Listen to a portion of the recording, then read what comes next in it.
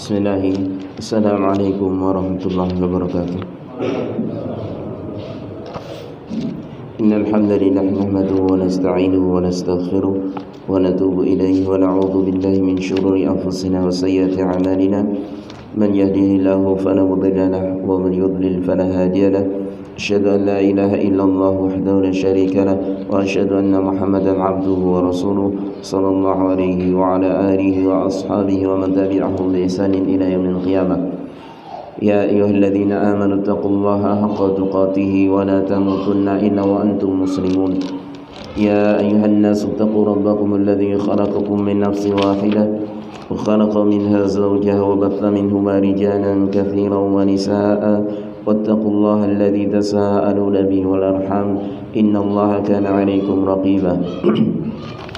يا أيها الذين آمنوا اتقوا الله وقولوا قولا سديدا يصلح لكم أعمالكم ويغفر لكم ذنوبكم ومن يطع الله ورسوله فقد فاز فوزا عظيما. أما بعد فإن أصدق الحديث كتاب الله وخير الهدي هدي محمد صلى الله عليه وسلم وشر الأمور محدثاتها وكل محدثة بدعة وكل بدعة ضلالة وكل ضلالة في النار. Adana Allah wa iyyakum jami'an minan nar. Jamaah salat Isya rahimani wa rahimakumullah yang dirahmati Allah Subhanahu wa taala dan saya cintai karena Allah Subhanahu wa taala. Alhamdulillah. Alhamdulillahilladzi bi ni'matihi tatimmu shalihat. Segala puji bagi Allah Subhanahu wa taala yang dengan nikmatnya maka sempurna setiap kebaikan. Alhamdulillah kita dipertemukan kembali oleh Allah Subhanahu wa taala di majelis yang mulia ini. Mudah-mudahan Allah Subhanahu wa taala menerima amal ibadah kita, yaitu yang baru saja kita kerjakan khususnya, yaitu salat Isya secara berjamaah, dan juga semoga Allah Subhanahu wa taala juga memberkahi majelis kita ini, yang mana ini dalam rangka tafaqquh fid din, yaitu belajar atau mempelajari agama Islam ini, dan kita niatkan untuk kita amalkan dalam kehidupan kita sehari-hari, dan mudah-mudahan ini menjadi timbangan kebaikan kelak pada hari kiamat kelak. Allahumma amin. Baik, sebelumnya tadi baru saja salah satu jamaah Masjid Sabilillah dan juga yang biasa ikut kajian juga, yaitu Pak Min rahimahullah ta'ala.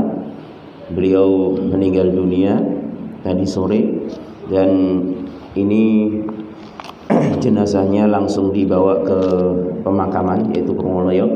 Oleh karenanya sebagian ikhwan tadi sudah saya mintai tolong untuk menyolatkan di sana, ya. Dan kita berdoa kepada Allah Subhanahu wa taala untuk saudara kita, yaitu Pak Min atau Mbah Min rahimahullahu taala. Mudah-mudahan Allah Subhanahu wa taala menerima amal ibadah beliau selama beliau hidup di dunia ini, dengan diberikan balasan yang lebih baik dari apa yang telah beliau kerjakan, dan dosa-dosa dan kesalahannya mudah-mudahan diampuni oleh Allah Subhanahu wa taala. Dan kita berharap kelak kita bisa bertemu kembali dengan saudara-saudara kita yang telah mendahului kita di jannahnya Allah Subhanahu wa taala. Allahumma amin. Baik, kita lanjutkan kajian tafsir kita setiap Kamis malam ba'da Isya. Masih kita membahas tafsir dari surah Al-Fatihah. Kita masuk pada ayat Ar-Rahman Ar-Rahim. atau ayat kedua dari surah Al-Fatihah. Qala al-muallif rahimahullahu taala Ar-Rahman Ar-Rahim. Qauluhu ta'ala Ar-Rahman Ar-Rahim. Ar-Rahman sifatun lil lafdzil jalalah. Kalimat Ar-Rahman Ar-Rahim, Ar-Rahman ya, yang sering kita artikan Maha Pengasih, maka itu jadi sifat dari lafdzul jalalah. Dalam kalimat sebelumnya alhamdulillahi ya, alhamdulillahi rabbil alamin. Kemudian datang ayat setelahnya Ar-Rahman Ar-Rahim. Ar-Rahman ini menjadi sifat dari lafdzul jalalah Allah. Dan ini juga sekaligus sebagai nama, yang nama ini kembali kepada lafdzul jalalah tersebut, yaitu kembali kepada Allah Subhanahu wa taala. Artinya siapa yang Maha Pengasih tersebut? Ya Allah Subhanahu wa taala, ya. War-Rahim, dan kalimat Ar-Rahim sifatun ukhra, ini sifat yang lainnya, ya, sifat kedua. Kalau dalam bahasa Arab ini Ar-Rahman sifat pertama, kemudian Ar-Rahim sifat keduanya.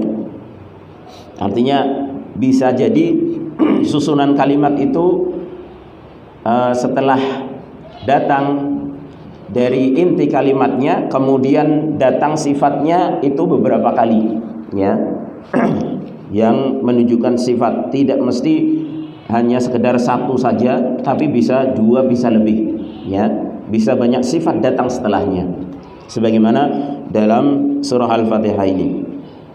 War-Rahman, adapun Ar-Rahman huwa dzur-rahmah al-wasi'ah, yaitu pemilik rahmat yang luas, pemilik rahmat yang luas.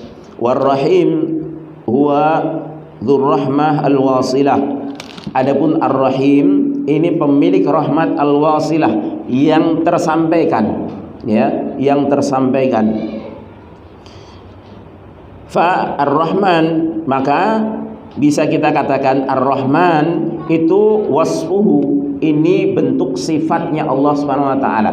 Kalau kita sering kemarin ketika belajar Lum'atul I'tiqad, ya, sifat Ar-Rahman ini adalah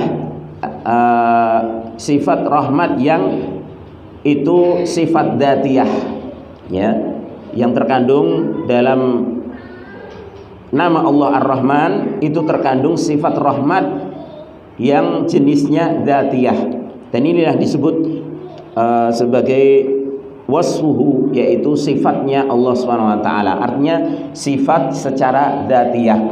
Artinya Allah Subhanahu wa taala lam yazal wa la yazal muttasifan birrahmah. Artinya Allah sudah azali, terus senantiasa bersifat dengan rahmat tersebut.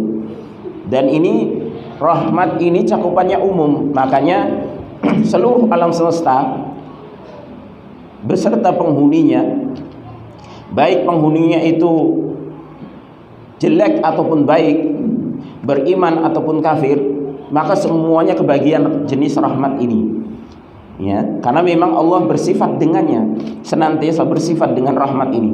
Rahmat ini rahmat yang luas, semuanya mendapatkan jatah atau terkena rahmat Allah Subhanahu wa taala. Tanpa rahmat Allah gak mungkin akan ada kehidupan, ya, gak mungkin akan ada alam semesta ini.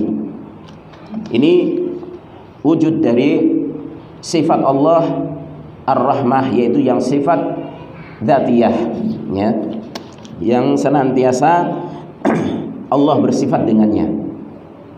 Kemudian Ar-Rahim huwa fi'luhu, adapun Ar-Rahim ini juga terkandung sifat rahmat, tapi ini dikatakan perbuatan Allah Subhanahu wa taala. Artinya sifat rahmat yang kedua yang terkandung dalam nama Allah Ar-Rahim yang Maha Pengasih, ini adalah sifat fi'liyah. Sifat fi'liyah, ya, sering kita ulang, ya. Jadi mungkin sekarang sudah paham, ya. Sudah paham, mudah-mudahan sudah paham, karena sudah berapa kali kita ulang, ya. Jadi gitu memang sifat kita belajar sekali kita ikut kajian mungkin kok belum begitu paham, 2 kali kok ternyata ada pembahasan lagi seperti itu, agak paham, ketiga kalinya baru paham, ya.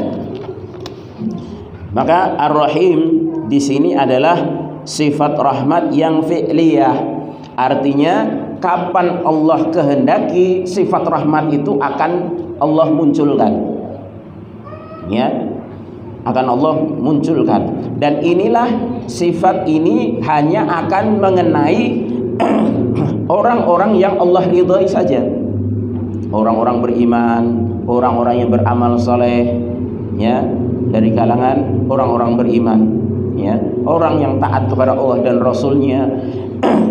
Maka ini yang akan mendapatkan sifat rahmat fi'liyahnya Allah SWT. Jadi tidak semuanya, ya, Allah berikan rahmat yang jenis ini, ya, yang jenis sifat fi'liyahnya Allah SWT ini, karena ini hanya akan muncul sesuai dengan kehendak Allah, sesuai dengan kehendak Allah SWT.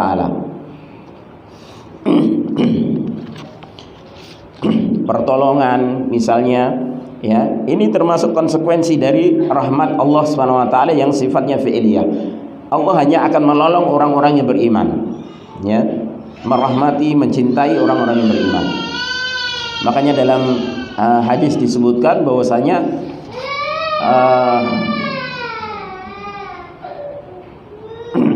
harta itu Allah SWT berikan kepada orang yang Allah cintai ataupun orang yang tidak dicintai.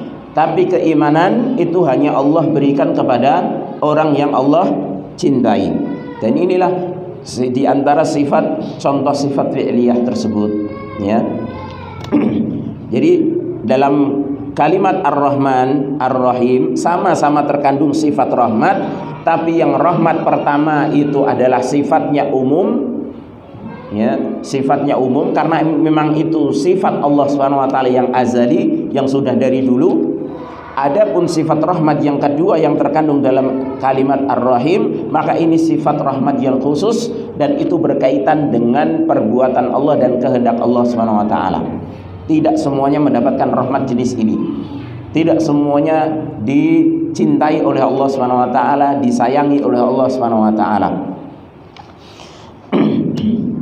Jadi ini perbedaan dalam kalimat Ar-Rahman, Ar-Rahim, yang keduanya terkandung sifat rahmat. Walau annahu ji'a bir-Rahman wahdah atau bir-Rahim wahdah la shamula al-wasf wal fi'l. Lakin idza tarana fusira Ar-Rahman bil wasfi war-Rahim bil fi'li. Kalau seandainya kalimat Ar-Rahman itu datang sendiri tanpa Ar-Rahim, atau Ar-Rahim datang sendiri tanpa Ar-Rahman, maka itu mencakup keduanya, baik sifat dzatiyah maupun sifat fi'liyah, ya, cakupannya keduanya. Ini yang disebut dalam kaidah idza tarana iftaraqa atau idza ijtama'a iftaraqa wa idza iftaraqa ijtama'a. Apabila sesuatu itu penyebutannya bersama-sama, maka berarti definisinya sendiri-sendiri, ya. Takrifnya sendiri-sendiri, pengertiannya sendiri-sendiri. Apa?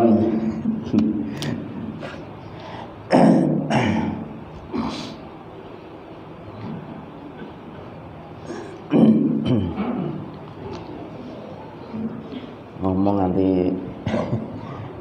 Bismillah. Jazakallah khair. Jadi ya, dalam kalimat, di dalam syariat itu ada dua kalimat yang apabila kedua kalimat itu disebutkan bersama, maka pengertiannya sendiri-sendiri, ya.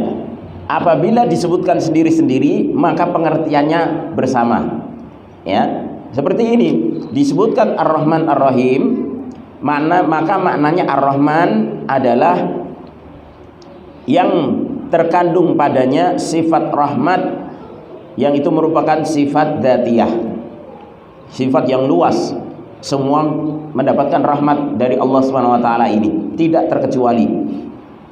Adapun Ar-Rahim ini sifat yang khusus, sifatnya hanya orang-orang beriman saja yang mendapatkan sifat rahmat ini, ya. Tapi kalau disebutkan misalnya sendiri, ya, Ar-Rahman sendiri, maka maksud Ar-Rahman di sini adalah pemilik sifat rahmat yang sifatnya dzatiyah maupun fi'liyah. Adapun disebut Ar-Rahim sendiri, maka demikian juga pengertiannya sama, mencakup keduanya. Sama ketika disebutkan Islam dengan iman. Islam, iman disebutkan sendiri, maka atau disebutkan berbarengan seperti dalam hadis Jibril, ya, maka diartikan sendiri-sendiri. Islam sebagai amalan lahir, iman sebagai amalan batin. Tapi ketika Islam itu disebutkan sendiri, maka maknanya bisa mencakup iman juga. Ketika iman disebutkan sendiri, maknanya mencakup Islam juga. Ya, seperti itu ya. Baik.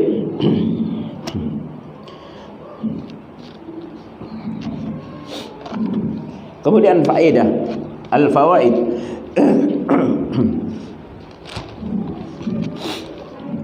Yang pertama, faedah yang bisa diambil dari ayat Ar-Rahman Ar-Rahim, min fawaidil ayah, di antara faedah-faedah ayat tersebut yang bisa kita ambil pelajarannya, itsbatu hadaini al-ismaini al-karimaini, penetapan dua sifat yang mulia ini, yaitu Ar-Rahman Ar-Rahim, lillahi azza wa jal, bagi Allah azza wa jal, wa itsbatu ma tadammanahu minar rahmah allati hiyal wasfu wa minar rahmah allati hiyal fi'lu, dan penetapan juga terhadap apa yang terkandung dari kedua nama tersebut, yaitu dari sifat rahmat yang sebagai sifat bagi Allah, artinya sifat dzatiyahnya, dan juga sifat rahmat yang merupakan sifat fi'liyah.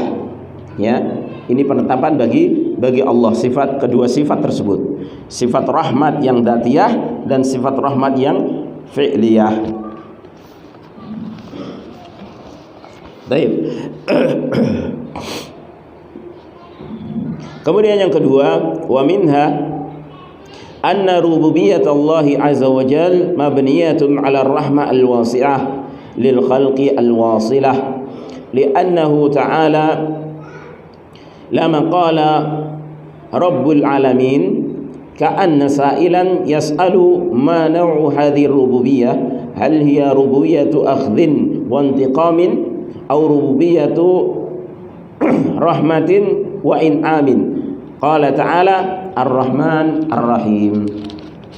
Faedah yang kedua, bahwasanya sifat rububiyah Allah Subhanahu wa taala dibangun di atas rahmat yang luas. Ya, dibangun di atas rahmat yang luas, artinya berdasarkan rahmat yang sifatnya dzatiyah tadi. Artinya ketika Allah melakukan perbuatan rububiyahnya yang mencakup pengaturan alam semesta ini kan rububiyah Allah Subhanahu wa taala. Ya. Mencipta, ya. Terus kemudian menghidupkan, mematikan, memiliki, yang terkandung dalam ayat atau kalimat Rabbul Alamin dalam ayat sebelumnya. Maka itu dikarenakan rahmat Allah yang dzatiyah tadi. Artinya adanya alam semesta, kemudian penghuninya ada yang muslim, ada yang kafir, ada yang baik, ada yang jahat, ada binatang buas, ada yang binatang jinak, dan lain sebagainya, dari berbagai macam isi dari alam semesta ini. Maka itu adalah hasil dari rahmat Allah yang dzatiyah tadi. Artinya Allah nggak akan pilih-pilih, ya, nggak akan pilih-pilih khusus di dunia misalnya harus orang beriman semuanya, enggak. Allah beri kesempatan semuanya untuk hidup di dunia, untuk menjalani kehidupan di dunia ini. Baik binatangnya, manusianya, jinnya, ya, semuanya Allah beri kesempatan. Pohon-pohonnya, semuanya, ya. Karena ini memang sifat rububiyah Allah Subhanahu wa taala, yaitu mengadakan alam semesta beserta isinya ini. Yang Allah menciptakan, menghidupkan, mematikan, ya, mengatur alam semesta, itu terkandung dalam kalimat Rabbul Alamin. Oleh karenanya kalimat Rabbul Alamin itu seakan-akan ka'anna sa'ilan, seakan-akan orang bertanya, mana hadhir rububiyah? Apakah jenis rububiyah ini? Ketika kita membaca alhamdulillahirabbil alamin, ya, maka seakan-akan ada yang bertanya, apa jenis rububiyah Allah Subhanahu wa taala tersebut? Ya. Apakah jenis rububiyahnya rububiyah akhdin wa intiqam, yaitu rububiyah yang jenisnya kekuasaan Allah, yang jenisnya kekuasaan akhdin, yaitu hukuman, ya, dan juga sebagai kekuasaan Allah Subhanahu wa taala, hukuman Allah Subhanahu wa taala, azab Allah Subhanahu wa taala. Apakah dikarenakan itu Allah kemudian mengadakan alam semesta ini karena memang Allah mampu untuk menghukum, mampu untuk mengadab semuanya, ya? Apakah atas dasar itu alam semesta ini ada, ya? Rububiyah Allah Subhanahu wa taala ini kemudian berkonsekuensi mengadakan alam semesta ini, apakah itu, atau karena rububiyah yang sifatnya rahmat, ya? Maka kemudian dijawablah dengan kalimat atau ayat yang kedua ini, Ar-Rahman Ar-Rahim, ya. Jadi setelah kalimat alhamdulillahirabbil alamin, ya, itu seakan-akan segala puji bagi Allah Rabb semesta alam, yang mengatur alam semesta ini. Kemudian ada yang mengatakan Allah mengadakan alam semesta ini, mengatur alam semesta ini, menciptakan, menghidupkan semuanya ini dari alam semesta beserta isinya ini. Apakah ini karena memang Allah ingin menunjukkan kekuasaan rububiyahnya, bahwasanya Allah itu mampu untuk mengadab, mampu untuk menghukum hambanya, atau ini diadakan Allah karena sifat rahmatnya? Ya, karena rububiyah Allah itu kan bisa jadi kekuasaan Allah itu memang Allah kuasa untuk mengadab, itu juga rububiyah Allah Subhanahu wa taala. Allah kuasa untuk membalas kejelekan makhluknya, itu juga rububiyah Allah Subhanahu wa taala, kekuasaan Allah Subhanahu wa taala. Ya, karena rububiyah itu kaitannya dengan apa yang dilakukan oleh Allah Subhanahu wa taala. Kekuasaan Allah Subhanahu wa taala secara mutlak. Ataukah alam semesta ini ada dikarenakan kekuasaan Allah, memang Allah itu punya rahmat dalam dirinya, yang rahmat itu sifatnya luas, ya, yang itu merupakan sifat dzatiyahnya. Maka dijawab, seakan-akan Allah menjawab pertanyaan tersebut dengan ayat berikutnya, Ar-Rahmanir Rahim, ya. Allah itu Ar-Rahman, yang maha pengasih dan maha penyayang. Artinya alam semesta ini ada bukan karena Allah ingin mengadab semuanya, enggak. Diadakan Allah itu karena memang itu rahmat Allah Subhanahu wa taala, ya. Artinya setelah Allah mengadakan dengan sifat rahmat yang umum, maka makhluk-makhluknya itu, terutama yang memiliki akal seperti manusia dan jin, itu agar berlomba-lomba mendapatkan sifat rahmat kedua dari Allah Subhanahu wa taala, yang itu merupakan sifat khusus, ya, yang merupakan sifat khusus, dan ini tidak akan bisa didapatkan kecuali dengan menghamba dan taat kepada Allah Subhanahu wa taala, ya. Paham ya? Jadi Allah mengadakan karena rahmannya Allah Subhanahu wa taala, maha pengasihnya Allah Subhanahu wa taala, alam semesta ini diadakan. Kemudian setelah itu Allah Subhanahu wa taala seakan-akan memberikan pilihan, ya, dengan kepada makhluknya, terutama yang mukallaf, yaitu manusia dan jin, agar bisa meraih rahmat Allah yang kedua, karena tidak semuanya bisa meraihnya. Kalau rahmat yang pertama tanpa minta pun akan dikasih. Buktinya kasih kehidupan, kasih rizki, kasih anak, kasih pasangan, ya, dikasih kemudahan dalam masalah. Ini termasuk sifat rahmat Allah yang umum, ya. Orang yang memiliki masalah dalam kehidupannya, baik muslim ataupun kafir, Allah SWT berikan kesempatan untuk bisa menyelesaikannya. Iya enggak? Orang kafir punya masalah, selesai enggak? Selesai, ya. Orang muslim juga selesai. Semuanya dikasih kesempatan semuanya. Kekayaan juga seperti itu. Allah enggak milih-milih yang kaya khusus yang iman saja. Enggak, malah justru kebanyakan kan sebaliknya. Yang kafir dikasih kekayaan, pol, ya. Tapi yang muslim, yang beriman terkadang malah dikasih ujian. Karena memang itu bukan tanda cinta Allah. Ngasih dunia itu bukan tanda cinta Allah kepada seseorang, ya. Tapi tanda cinta Allah SWT kepada seseorang itu manakala orang tersebut mau taat kepada Allah SWT. Yang kafir mau beriman, maka dapat cinta dari Allah SWT. Yang beriman semakin beriman dan taat, maka dapat cinta dari Allah SWT. Dan besar cintanya Allah kepada hamba itu tergantung seberapa ketaatan dia kepada Allah Subhanahu wa taala, ya.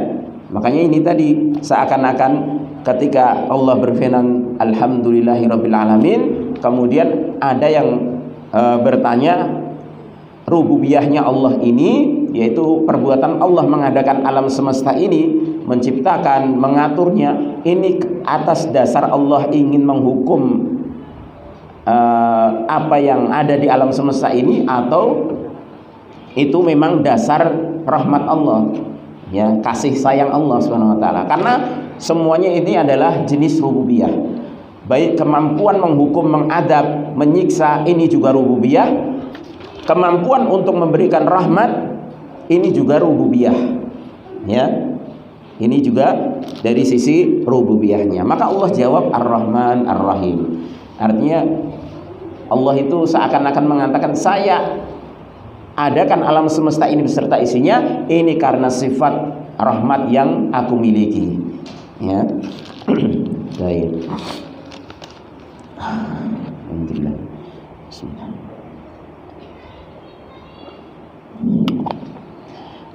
Mudeng nggih. Cuma mantuk dulu. Ini kajian rutin iki nek iso nek nganu dadi luwih pinter katimbang ustaze, ya. Baik. Jadi ketika kita ngaji rutin seperti ini, perhatikan, yaitu kalau kita disampaikan sesuatu ilmu oleh guru kita, kemudian kita paham, ya, maka itu jadikan pelajaran. Satu saat kita ketika ngajari mungkin anak istri kita, atau satu saat kita jadi pengajar juga, kita juga bisa memposisikan hal seperti itu. Artinya kita juga harus bisa memahamkan, ya. Baik. Karena ilmu ini karena kayak kata Syekh Shalih Al Fauzan hafizallahu taala, ilmu ini bukan untuk kita sendiri, ya, tapi ilmu ini untuk diajarkan, ya. Di antara keberkahan ilmu yaitu dengan diajarkan. Ya, memang pertama kali kita dulu, kemudian kita amalkan, setelah itu kita jangan ibaratnya wong Jawa aja dipek dhewe, ya, kancane diumani, ya. Artinya ketika kita mendapatkan hidayah dengan ilmu tersebut, kita sudah amalkan, maka ketika kita melihat saudara kita yang belum mendapatkan hidayah, maka kita berusaha, ya, memberikan sebab-sebab agar saudara kita tersebut mendapatkan hidayah, yaitu dengan menularkan ilmu yang telah kita pahami dan kita amalkan. Baik. Kemudian ayat berikutnya, ayat yang ketiga, Maliki Yaumiddin.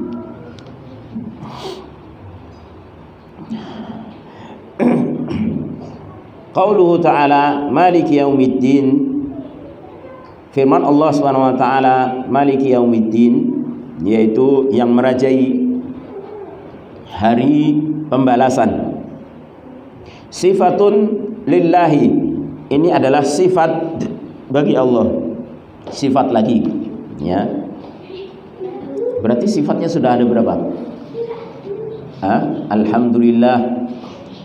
Kemudian Rabbil Alamin sifat pertama, Ar-Rahman sifat kedua, Ar-Rahim ketiga, kemudian Maliki Yaumiddin sifat keempat. Wa yaumiddin huwa yaumul qiyamah. Yaumiddin adalah hari kiamat. Wad-din huna bima'na al-jaza, dan kalimat ad-din, ya, yang sering kita artikan agama, ya, maka di sini maknanya adalah bukan agama, tapi hari pembalasan. Artinya yaumiddin, hari, yaum, ya, kemudian ad-din adalah pembalasan, al-jaza, ya. Yakni annahu subhanahu wa ta'ala malikun lidzalikal yaum alladzi yujaza fihi al-khalaiq, yaitu Allah Subhanahu wa taala adalah yang menguasai, yang merajai pada hari tersebut, yang di hari tersebut seluruh makhluk akan mendapatkan balasan. Itu semuanya yang merajai Allah Subhanahu wa taala, tidak ada sama sekali raja lagi. Kalau ketika masih dunia kan ada sebutan raja untuk raja dunia, tapi ketika di hari kiamat sudah tidak ada lagi, ya. Fala malika ghairuhu fi dzalikal yaum, maka tidak ada lagi raja penguasa selain Allah pada hari itu. Wad-din, dan ad-din taratan yuradu bil jaza, terkadang diinginkan dengannya kalimat ad-din adalah al-jaza, yaitu balasan. Kama fi hadhil ayah, sebagaimana dalam ayat ini. Wa taratan yuradu bil amal, dan terkadang bisa diartikan amal, ya. Kama fi qaulihi ta'ala, sebagaimana firman Allah Subhanahu wa taala dalam surah Al-Kafirun ayat ke-6, itu ayat terakhir, lakum dinukum waliyadin, bagi kalian agama kalian, artinya bagi kalian amalan kalian, waliyadin, dan bagiku amalanku, itu maknanya. Wa yuqal kama tadinu tudan, dan juga ada ungkapan yang menyebutkan kama tadinu tudan, ya, ai kama ta'malu tujaza, artinya sebagaimana engkau beramal, tujaza, engkau akan diberi balasan, ya. Jadi ad-din pertama itu maknanya amal, ad-din kedua itu maknanya al-jaza, ya. Wa fi qaulihi ta'ala, dan dalam firman Allah Subhanahu wa taala, Malik, ya, kalimat Malik qiraatun sab'iyah, ada istilah qiraah sab'ah, ya, ada qiraah sab'ah yang dibaca pendek, Malik. Kalau yang yang masyhur, yang terkenal di masyarakat itu dengan bacaan panjang, Maliki Yaumiddin. Tapi bisa juga dibaca Maliki Yaumiddin, ya. Sama dengan dalam surah An-Nas. Kalau dalam surah An-Nas pendek, tapi juga bisa dibaca panjang. Malikin Nas bisa Malikin Nas, ya, karena ini masing-masing ada riwayatnya, qiraahnya. Karena memang dulu qiraah sab'ah itu memang itu qiraah yang memang diajarkan oleh Rasulullah SAW, ya. Ada 7 bacaan itu yang paling masyhur itu, walaupun ada yang mengatakan 10 atau berapa itu, tapi yang paling masyhur adalah qiraah sab'ah. Ada yang mengatakan asyarah juga 10, tapi yang paling terkenal di kalangan para sahabat itu 7, ya. Dan semuanya riwayat dari Nabi SAW, ya. Makanya pernah 2 orang sahabat itu berselisih bacaan, yang satu membaca beda, yang satu beda, ya. Kalau nggak salah Umar dengan sahabat siapa satunya, saya lupa. Mungkin di sini nanti ada, insya Allah, ya, pembahasannya. Itu berselisih bacaan Kemudian Umar mengingkari. Ketika Umar mengingkari, maka diadukan kepada Rasulullah SAW bahwasanya sahabat ini baca Al-Quran beda, sama ayatnya, ya, tapi kok beda dialeknya. Maka kemudian menghadap Rasulullah SAW. Kemudian Rasulullah berkata kepada sahabat ini yang diadukan ini oleh Umar, maka Iqra, baca. Kemudian dibaca. Kemudian Umar, Iqra. Kemudian Umar, kamu baca juga. Maka Umar membaca sesuai dengan apa yang dihafalkan.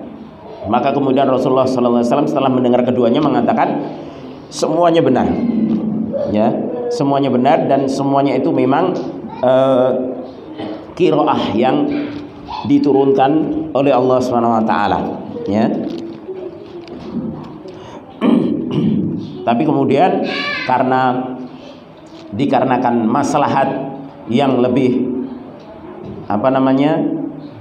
lebih besar, agar supaya tidak berbeda-beda bacaannya, apalagi nanti ketika datang orang-orang yang baru masuk Islam semakin banyak, maka itu akan menjadi rancu, nanti akan saling mengingkari, ya. Ini sahabat saja masih ada Nabi, ini saling mengingkari Umar bin Khattab dengan satu sahabat lainnya. Maka di masa Abu Bakar kemudian mulai dikumpulkan, dan finalnya di masa Utsman bin Affan dijadikan satu bacaan, ya, dijadikan satu bacaan sebagaimana yang kita baca sekarang ini. Yang yaitu riwayat Hafiz. Baik. Jadi bisa dibaca Malik, bisa dibaca Malik dengan pendek. Wal Malik akhassu minal Malik. Adapun Al-Malik bacaan pendek itu maknanya lebih khusus daripada Al-Malik yang dibaca panjang. Fa fil jam'i bainal qira'ataini fa'idah 'azimah. Dalam dua bacaan tersebut, ya, kita bisa gabungkan dua bacaan tersebut dan memiliki faedah yang sangat agung. Wa huwa anna mulkahu jalla wa ala mulkun haqiqiyun. Bahwasanya kepemilikan Allah, kerajaan Allah Subhanahu wa taala ini kepemilikan kekuasaan yang hakiki. Kepemilikan yang hakiki. Li'anna minal khalqi man yakunu malikan, karena ada dari makhluk itu yang menjadi atau memiliki kekuasaan. Memiliki kekuasaan. Walakin laisa bimalikin, akan tapi punya kekuasaan tapi tidak berkuasa. Ya. Paham ya? Punya kekuasaan tapi tidak bisa menguasai seluruhnya, artinya seperti itu. Ini makhluk. Yusamma malikan isman wa laysa lahu minat tadbir syai'un. Makhluk dinamakan malikan isman, yaitu berkuasa secara nama saja, akan tapi tidak berkuasa untuk mengatur sedikit pun. Dan ini kita saksikan di kehidupan dunia ini.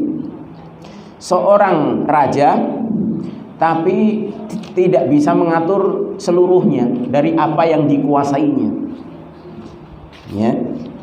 Karena memang seorang raja makhluk lemah, ya. Tidak sebagaimana Allah Subhanahu wa taala. Kekuasaan Allah, kerajaan Allah hakiki. Tidak ada yang bisa membantah Allah Subhanahu wa taala. Berbeda dengan makhluk. Makhluk dikatakan raja, dikatakan penguasa, tapi terkadang dia tidak memiliki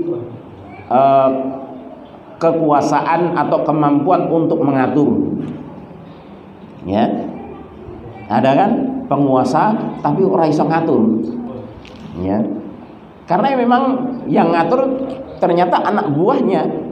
Ya, terkadang penguasa tersebut, raja tersebut nggak tahu apa-apa, tahu-tahu sudah diputuskan, ya, tahu-tahu sudah diputuskan, keputusannya seperti ini. Raja baru ngeh ketika ada rakyatnya mengeluh, ya. Oh ternyata seperti ini, padahal itu bukan putusan saya, Ya, ketika ingin dirubah, ini sudah jadi undang-undang ya, serai sopo-po. Seorang raja, seorang presiden sudah nggak bisa apa-apa. Itu namanya malikan isman, yaitu seorang penguasa, seorang raja secara nama saja, secara kedudukan saja, tapi dia tidak berkuasa untuk mengatur seluruhnya. Wa minan nas man yakunu malikan, dan di antara manusia ini ada yang malikan, yang memiliki, wala yakunu malikan, akan tapi tidak berkuasa. Punya kepemilikan, dia pemilik tapi nggak berkuasa. Ka'amatin nas, seperti umumnya manusia. Ya, sebagaimana kemarin saya contohkan, kita punya harta, ya, kemudian harta tersebut kita itu milik kita sendiri, kemudian kita rusak, ya, di khalayak umum, ya, atau kita sekarang viralkanlah, kita bakar duit kita sendiri. Ya, kira-kira ditangkap polisi enggak? Ditangkap, ya, akan ditangkap. Walaupun kita mengatakan ini milik saya, Pak, ya, ini milik saya. Kita punya istri, kemudian istri kita tampari, kemudian, ya, kira-kira kita dikecrek orang, ya, KDRT sekarang ini, ya, di KDRT. Padahal kita, wah ini istri saya nikahi pakai mahar. Iya, mahar tapi ora dienggo bal-balan, ya. Ini namanya memiliki, ya, tapi tidak menguasai. Ini sebagaimana kebanyakan manusia itu seperti itu. Kita memiliki sesuatu tapi kita tidak berkuasa untuk melakukan sebagaimana kehendak kita. Ada aturannya. Beda dengan Allah Subhanahu wa taala. Walakin Rabb azza wajal malikun.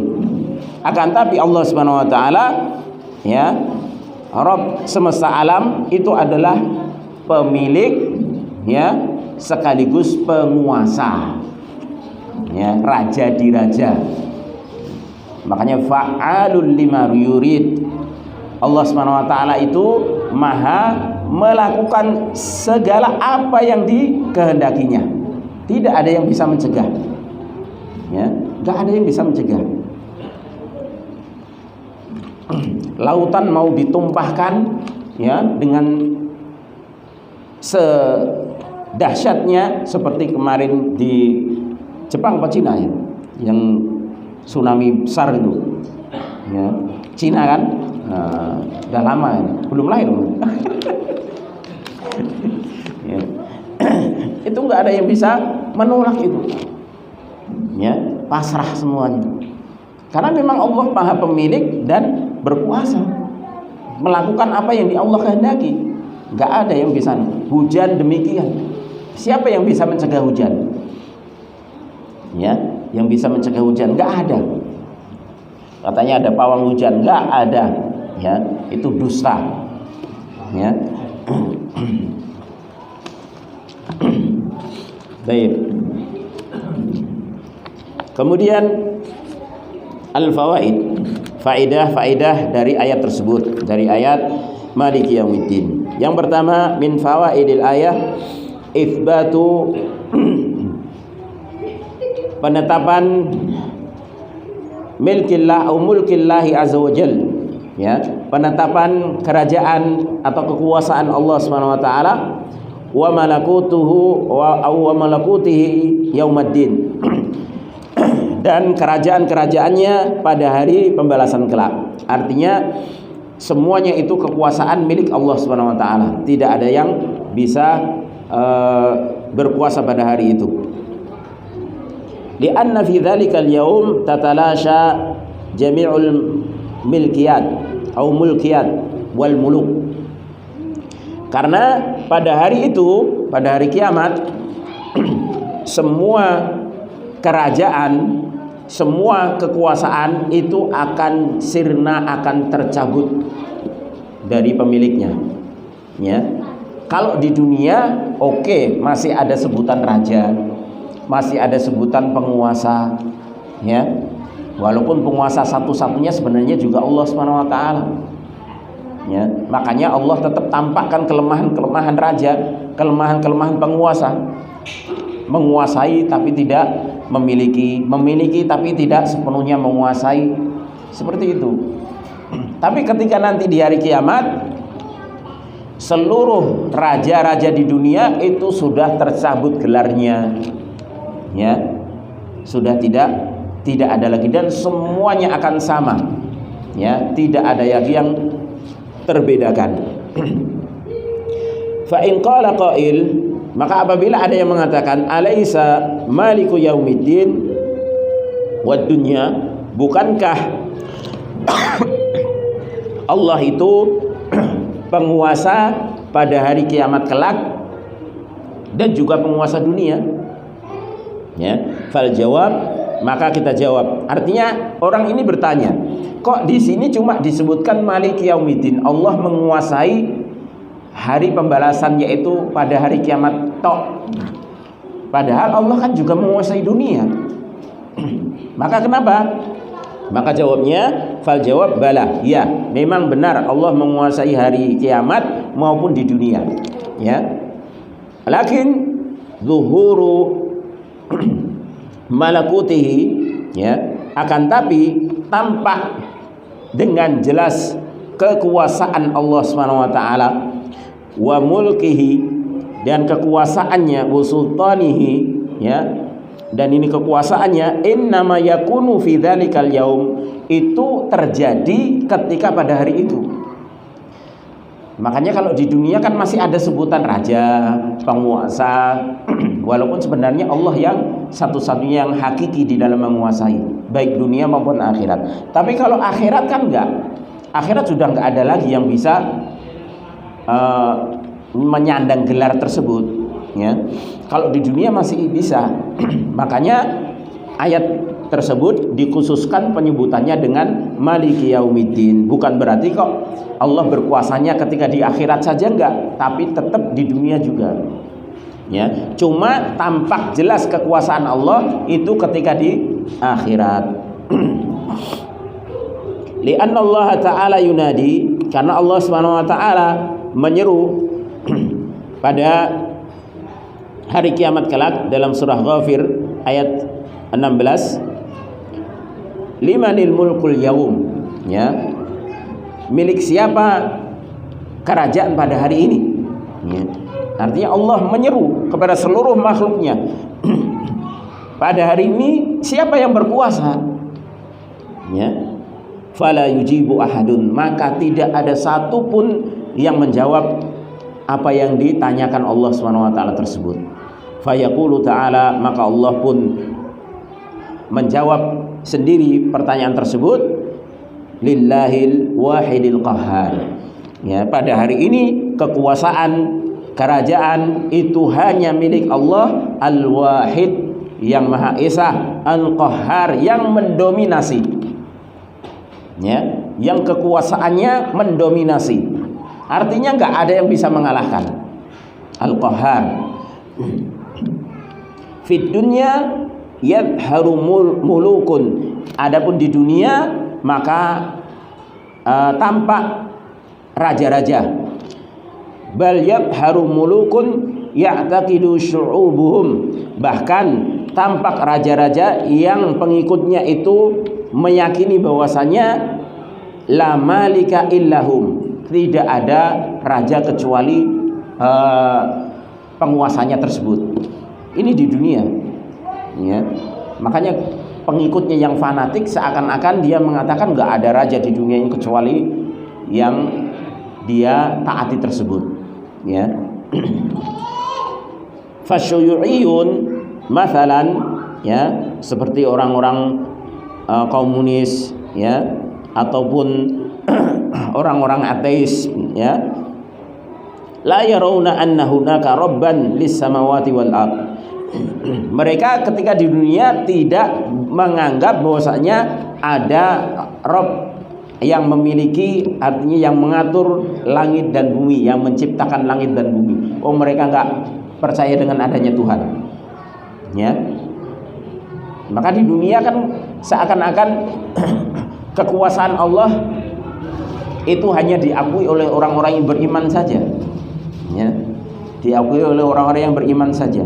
Tapi ketika nanti di akhirat semuanya mengakui. Ketika Allah bertanya, limanil mulkul yaum, siapakah yang berkuasa pada hari ini, ya, yang benar-benar berkuasa pada hari ini? Lillahil wahidil qahar. Pada hari ini yang berkuasa hanya Allah Subhanahu wa taala yang Maha Esa dan Maha mendominasi. Yarawna annal hayah arhamut tadfa'. Orang-orang komunis, ateis itu mereka berpendapat, kenapa enggak percaya dengan adanya pencipta alam semesta ini, pencipta langit dan bumi? Karena mereka berpendapat bahwasanya kehidupan itu arhamut tadfa'. Ya, arham tadfa', yaitu rahim-rahim yang melahirkan saja. Artinya kejadian kehidupan dunia itu ya karena ada kelahiran, manusia melahirkan, ya sudah seperti itu, berjalan sesuai dengan sendirinya istilahnya. Wa ardun tabla, dan bumi yang mengubur, artinya kalau sudah mati dikubur, dan itu siklus yang biasa katanya. Ya seperti itu memang kebiasaan manusia. Ada lahir, kemudian mati, dikubur. Ya, wa anna rabbahum huwa ra'isuhum, dan bahwasanya Rabb mereka, Tuhannya mereka, kata orang-orang komunis ateis ini, itu adalah ra'isuhum, itu ya pemimpin-pemimpin mereka tersebut, ya. Jadi yang namanya penguasa, Tuhan itu ya pimpinannya. Kalau mereka punya presiden, ya presidennya itu namanya Tuhannya itu. Yang bisa menghidupkan, mematikan, yaitu. Karena nggak ada mereka nggak percaya dengan adanya Tuhan yang menguasai alam semesta, apalagi yang menciptakan alam semesta ini, mereka nggak percaya, ya. Wa min fawaidil ayah, dan diantara faedah-faedah dari ayat tersebut yang kedua yaitu itsbatul ba'tsi, penetapan hari kebangkitan. Kenapa? Karena di situ disebutkan maliki yaumiddin, yang merajai hari pembalasan. Kalau nggak dibangkitkan, nggak mungkin akan dibalas. Dan kalau dibalas berarti butuh dibangkitkan manusia tersebut. Masa dibalas dalam keadaan semuanya dalam keadaan kondisi mati, ya, dikubur di tanah, kemudian mau ada hari pembalasan. Lah terus pembalasan apa kalau nggak ada kebangkitan?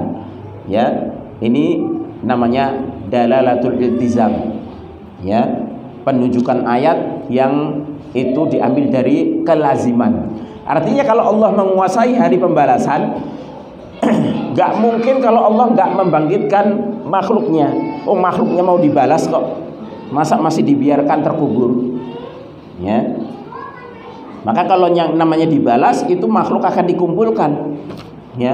Nanti satu persatu akan mendapatkan sesuai apa yang diamalkan tersebut. Wal jaza, dan juga penetapan balasan. Di qaulihi ta'ala, dalam firman Allah maliki yaumiddin, ya. Kemudian yang ketiga, wa minha, di antara faedahnya hathul insan ala an ya'mala lidzalikal yaum alladzi yudanu fihi al-amilun. Di sini ada semacam motivasi bagi manusia agar manusia itu beramal untuk hari itu, artinya untuk menyiapkan hari tersebut. Kalau kita meyakini bahwasanya hari itu ada dan yang menguasai Allah Subhanahu wa taala, dan kita akan dibalas sesuai dengan amalan kita, berarti kita harus beramal yang mana kita harapkan balasannya tersebut adalah balasan kebaikan. Makanya amalnya juga harus baik, ya. Di mana orang-orang yang beramal akan dibalas pada hari itu. Kalau kita yakin dengan hari itu, hari pembalasan amal, yang baik diganjar dengan yang baik, yang buruk akan dibalas dengan sesuai dengan keburukannya. Maka kalau kita memperhatikan, kita ingin kelak pada hari tersebut mendapatkan balasan yang baik, maka di situ kita harus beramal dengan amalan yang baik pula. Ya, jangan sampai kita hanya meyakini oh nanti akan dibalas, tapi amalannya kesehariannya bertentangan dengan harapannya, bertentangan dengan keyakinannya. Ya, masih suka melakukan hal-hal yang mengundang kemurkaan Allah Subhanahu wa taala. Ya. Maka jelas nanti juga balasannya sesuai dengan apa yang dia amalkan.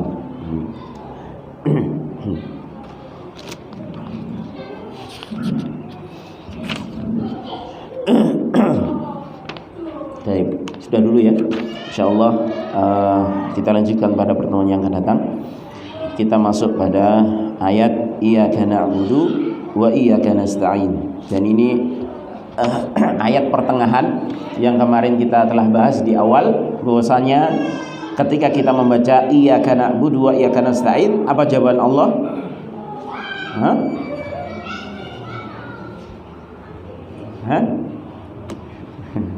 Hada baini wa baina abdi. Ya, ini adalah perjanjian antara diriku dengan hambaku. Jadi ketika kita membaca iyyaka na'budu wa iyyaka nasta'in, hanya kepadamu ya Allah kami menyembah, kami beribadah, dan hanya kepadamu kami meminta pertolongan, itu Allah langsung jawab. Ya, ini adalah antara diriku dan hambaku. Artinya ini perjanjian kita dengan Allah Subhanahu wa taala. Kemudian kan setelah itu ketika kita membaca ihdinas siratal mustaqim, maka Allah akan menjawab hadali abdi wali abdi masa'al. Nah, ini untuk hambaku dan bagi hambaku maka apa yang dia minta. Artinya ketika kita sudah bisa merealisasikan perjanjian kita, janji kita kepada Allah untuk hanya menyembah kepada Allah, ibadah hanya kepada Allah, minta tolong hanya kepada Allah, berarti itu akan membuahkan hasil, yaitu apa? Segala permintaan kita kepada Allah akan diberi. Ya, segala permintaan Allah kita kepada Allah akan diberi karena Allah janji. Hada li abdi wa li abdi masa'al. Ini untuk hambaku dan bagi hambaku apa yang dia minta. Ya, maka kalau kita meminta kepada Allah kok masih mungkin kita merasa agak kok belum dikabulkan dan lain sebagainya, bisa jadi realisasi kita atau di dalam kita mengaplikasikan iyyaka na'budu wa iyyaka nasta'in itu masih kurang. Ya, itu masih kurang karena Allah berjanji ketika kita bisa merealisasikan janji tersebut, maka Allah Subhanahu wa taala akan memenuhi apa yang diminta oleh hambanya. Wallahu a'lam bishawab. Mudah-mudahan ini bermanfaat bagi saya pribadi dan sahabat sekalian. Kurang lebihnya saya mohon maaf. Insyaallah kita lanjutkan pada pertemuan yang akan datang. Wassallallahu ala nabiyyina Muhammadin wa ala alihi wasallam wa akhiru da'wana alhamdulillahirabbil alamin. Subhanakallahumma wa bihamdika asyhadu an la ilaha illa anta astaghfiruka wa atubu ilaik. Assalamualaikum warahmatullahi wabarakatuh.